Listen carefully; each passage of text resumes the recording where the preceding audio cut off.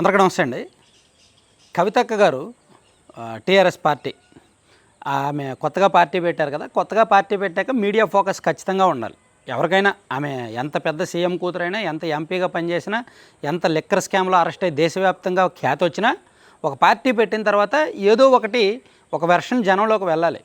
ఏదో positive or negative ఎవరినో ఒకరిని టార్గెట్ చేస్తూ జనంలోనూ మీడియాలోనూ నానుతూ ఉండాలి, సోషల్ మీడియాలో. సో అది కవిత గారికి ఆ వ్యూహం బాగా తెలుసు. అందుకే ఎవరిని మనం టార్గెట్ చేస్తే సోషల్ మీడియాలో బాగా రీల్స్ అవుతాయి, వైరల్ అవుతాయి అని అనుకున్నారేమో. కానీ పవన్ కళ్యాణ్ గారికి సంబంధం లేని విషయాల్లో పర్సనల్గా లాగాల్సిన అవసరం ఏముంది పవన్ కళ్యాణ్ గారిని? వినండి ఒకసారి. సినిమా పేరేంటిది? ఇడుపు కాగితం అనే పేరు పెట్టి, ఇడుపు కాగితం అంటే ఏందో అర్థమైతలేదట. దాని మీద ట్రోలింగ్ చేస్తున్నారు. నేను ఒకటే మాట అడుగుతా ఉన్నా, ఇడుపు కాగితం అంటే అర్థమైతలేదని కొంతమంది ఏదైతే మాట్లాడుతున్నారో, పోయి సినిమా యాక్టర్ పవన్ కళ్యాణ్ ఉన్నాడు, ఆయన అడుగురి, అర్థమైందో చెప్తాడు. ఆయనకు బాగా తెలుసు దాని అర్థం, వాడి ఖచ్చితంగా చెప్తాడు. మా భాష మీద అసలు ఆ సందర్భం ఉందా? ఇడుపు కాగితం సినిమా అర్థం కావాలంటే పవన్ కళ్యాణ్ అడగాలంట. సినిమా యాక్టర్ పవన్ కళ్యాణ్ ఉన్నాడు, వెళ్ళి అడుగుండ్రి. అసలు పవన్ కళ్యాణ్ గారిని దీనిలో లాగాల్సిన అవసరమే ఉంది?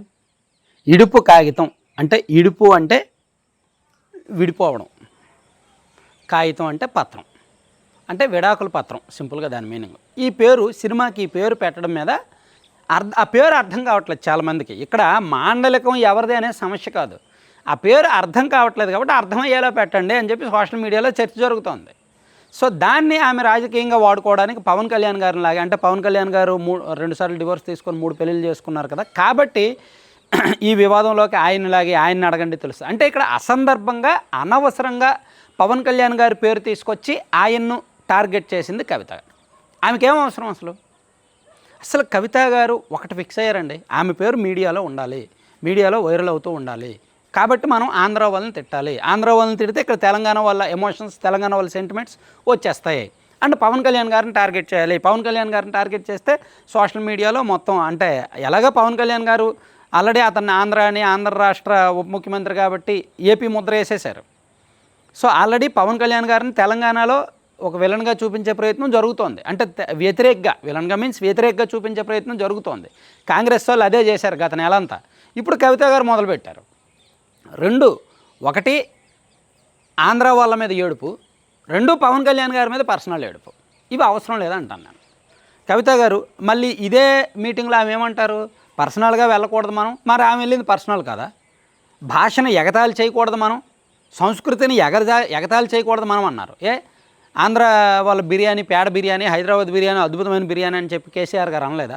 సో ఆంధ్రప్రదేశ్కి సంబంధించిన ఎన్ని అంశాలను పట్టుకొని మీరు హేళనగా మాట్లాడలేదు, హీనంగా మాట్లాడలేదు? ఆంధ్రప్రదేశ్ సంస్కృతిని ఎంత హీనంగా మాట్లాడారు మీరు, ఎన్నిసార్లు మాట్లాడారు? సో అంటే పర్సనల్గా టార్గెట్ చేస్తున్నది కేసీఆర్ అండ్ ఫ్యామిలీ, ఆంధ్రాని కించపరుస్తున్నది కేసీఆర్ అండ్ ఫ్యామిలీ, మళ్ళీ అవసరమైనప్పుడు వాళ్ళే కించపరుచుకోకూడదని కబుర్లు చెప్తున్నది కేసీఆర్ అండ్ ఫ్యామిలీ అందరూ అలాగే తయారయ్యారు. ఇప్పుడు ఈమె కూడా కొత్తగా పార్టీ పెట్టారు కాబట్టి మళ్ళీ మొదలెట్టారనమాట ఆంధ్ర అని తిట్టడం. తెలంగాణ వాళ్ళ ఎమోషన్స్ అయిపోయింది. నాకు తెలిసి తెలంగాణ వాళ్ళ ఎమోషన్స్ ఇంకా లేవు. తెలంగాణ ప్రాంతం 12 సంవత్సరాలు అయింది రాష్ట్రం వచ్చి. ఈ 12 సంవత్సరాల్లో ఏం చేశారు, ఎన్ని నిధులు ఇచ్చారు, ఎన్ని నిధులు తీసుకొచ్చారు, ఎంత నీళ్లు సాధించారు? ఇప్పుడు తెలంగాణ రాష్ట్రం కలిసి ఉండడం వలన తెలంగాణ వాళ్ళ ఉద్యోగాలు ఆంధ్ర వాళ్ళు పట్టుకెళ్ళిపోతున్నారు, తెలంగాణ వాళ్ళ నీళ్ళు ఆంధ్ర వాళ్ళు పట్టుకెళ్ళిపోతున్నారు, తెలంగాణ వాళ్ళ నిధులు ఆంధ్ర వాళ్ళు పట్టుకెళ్ళిపోతున్నారు అని ఏడిచారు కదా. మరి ఇప్పుడు 12 ఏళ్ళు అయింది రాష్ట్రం విడిపోయి, ఏమొచ్చాయి? నీళ్లు, నిధులు, నియామకాలు ఏమొచ్చాయి? అదే అక్కడ జనానికి కావాల్సింది. ఇంకా ఆంధ్ర వాళ్ళని తిడదాము, ఆంధ్ర వాళ్ళని తిడితే తెలంగాణ వాళ్ళు మనకు ఓటేస్తారనే సంస్కృతి పోయింది. 2023 ఎన్నికలతోనే అది పోయింది. సో ఇంకా అది వదిలేయాలి. తెలంగాణలో ఉన్న రాజకీయ నాయకులు అది వదిలేయాలి. అక్కడ ప్రజలు, అక్కడ యువతకు కావాల్సినవి అంటే అవి ఇవ్వాలన్నమాట. సో కవితక్క గారు అవి తెలుసుకుంటే మంచిది. మాట్లాడితే ఈ మధ్య ప్రతి మీటింగ్లో కూడా ఆమె ఆంధ్ర వాళ్ళని టార్గెట్ చేయడం పరిపాటిగా మారింది ఆమెకి. Thank you.